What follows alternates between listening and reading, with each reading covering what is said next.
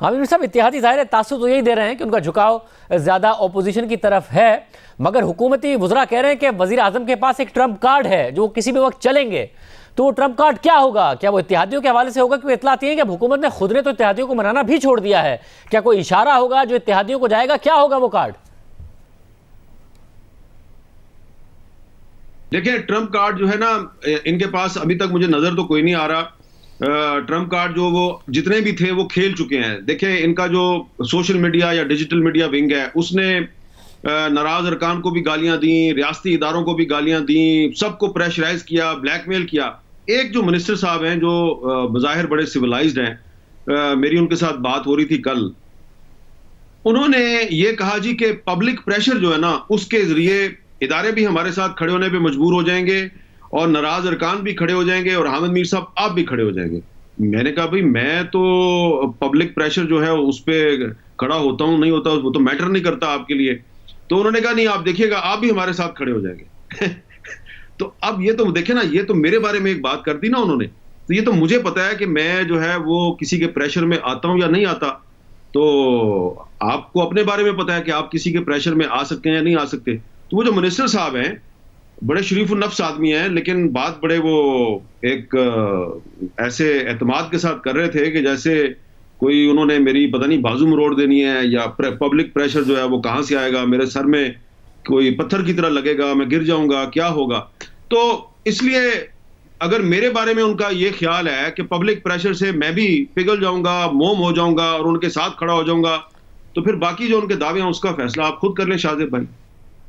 फौजन साहब, इत्तेहादियों को मनाना छोड़ दिया है, क्या पब्लिक प्रेशर है या कुछ और आसरा है कि आखिर में इशारा जाएगा, इत्तेहादी खुद ही हमारे साथ आगे खड़े हो जाएंगे, जिसकी उम्मीद है हुकूमत को?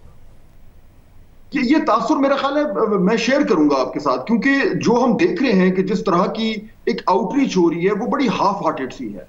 और यानी कि कभी ये खबर आ जाती है कि कुछ वुज़रा ने जो है वो इत्तेहादियों से मुलाकात की या उनसे फोन पे बात की, लेकिन वो जिस तरीके से एक आउटरीच होनी चाहिए वो हमें नजर नहीं आ रही। शुरू के दिनों में वजीर आजम साहब खुद गए, उन्होंने वो मुलाकातें की, जो कि उस वक्त ये लगता था कि शायद इन मुलाकातों के नतीजे में कोई इत्तेहादी जो है वो हुकूमत के हक में फैसला कर ले। लेकिन हमने देखा कि उन तमाम तर मुलाकातों के बावजूद इत्तेहादियों ने कुछ कमिट नहीं किया, और उसके बाद जो बयानात उनके आ रहे हैं पब्लिकली, वो उनसे तो झुकाव उनका बिल्कुल वाज़ेह तौर पर अपोजिशन की तरफ लगता है। अब खबर यह है या जराए जो कह रहे हैं वो ये कि ये जो इत्तेहादियों की पोजीशन है, जो उनका बाकायदा ऐलान है, वो आने वाले दिनों में हो जाएगा।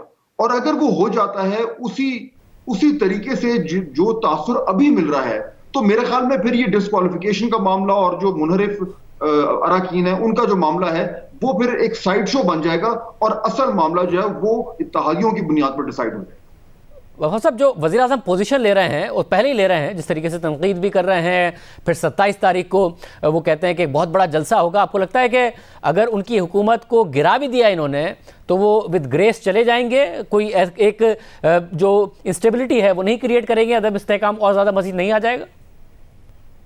शाहजेब साहब, देखिए, इंस्टेबिलिटी की जब हम जिक्र करते हैं तो उसके भी दो पहलू हैं। एक तो है इंस्टीट्यूशनल स्टेबिलिटी या इंस्टेबिलिटी, कि अगर एक आईनी प्रोसेस है उसके नतीजे में अगर एक हुकूमत है, एक प्राइम मिनिस्टर है, वो इक़्तिदार से बाहर हो जाते हैं तो वो एक लेट डाउन प्रोसीजर है, उसके मुताबिक एक नई गवर्नमेंट जो है वो आ जाएगी और जो रियासत के मामलात हैं वो तो मामूल के तौर पर चलने शुरू हो जाएंगे।